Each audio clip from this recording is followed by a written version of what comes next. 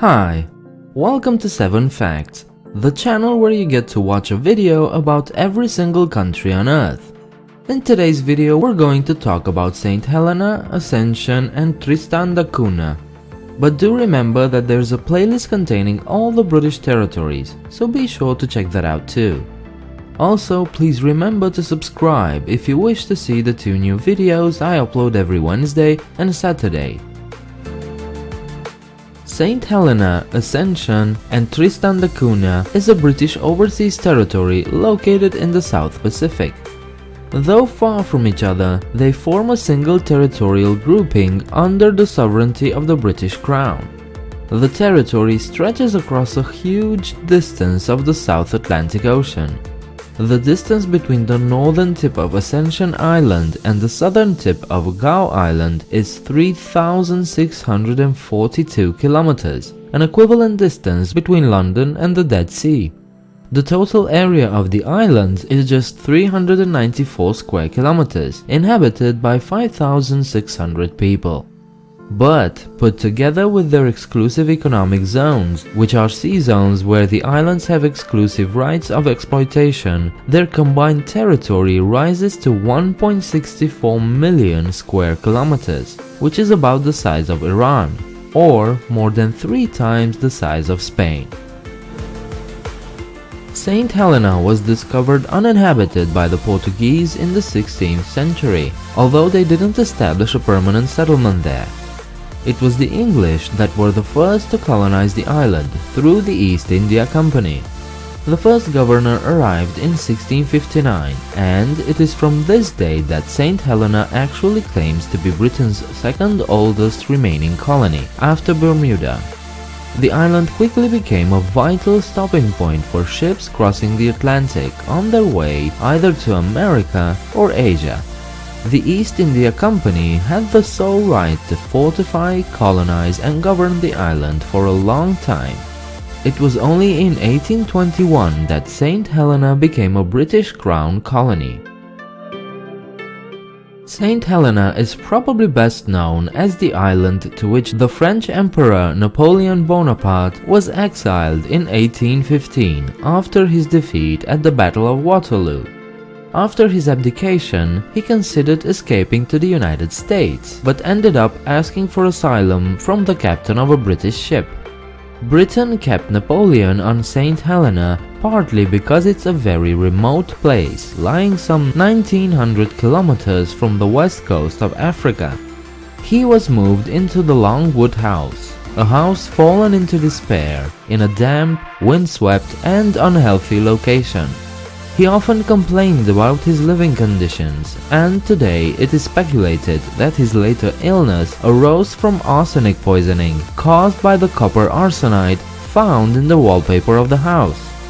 Napoleon confined himself for months on end in his damp and wretched habitation of Longwood. In 1821, he died on the island, where he was then buried until his remains repatriated and moved to Paris in 1840. Ascension Island lies just south of the equator.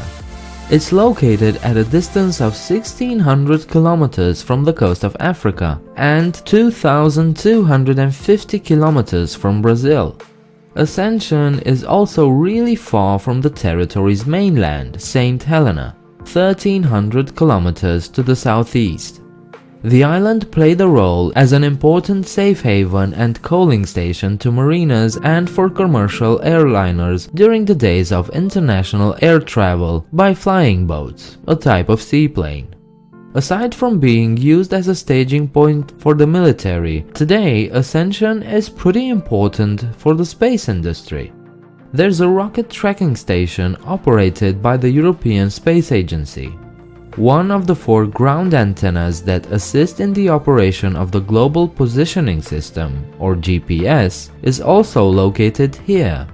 NASA also operates a meter-class autonomous telescope on Ascension, which is used for tracking orbital debris, which are potentially hazardous and even deadly to any spacecraft or astronaut.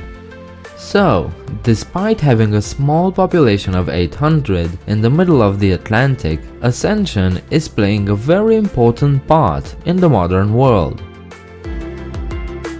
Ascension was also discovered by the Portuguese in 1501. Just like St Helena, the Portuguese didn't attempt to settle or seize this uninhabited island. It took the British almost 300 years to finally organize a settlement attempt as a precaution after the imprisonment of Napoleon on St Helena. Before this happened though, the island was sometimes used as an open prison for criminal mariners. The only documented case is that of Leendert Hassenbosch, a Dutch officer who was set ashore as a punishment for sodomy in 1725. British mariners found the Dutchman's tent, belongings and diary in January 1726, but the man's remains were never found. His diary was published in translation in London later that same year, under the title Sodomy Punished, which can nowadays be read online. Tristan da Cunha is the last group of the islands that belongs to this overseas territory. This place is the most remote inhabited archipelago in the world. The nearest inhabited land is St Helena, which is 2,400 kilometers to the north. The nearest continental land, South Africa, is also 2,400 kilometers to the east. South America is even further away, 3,360 kilometers.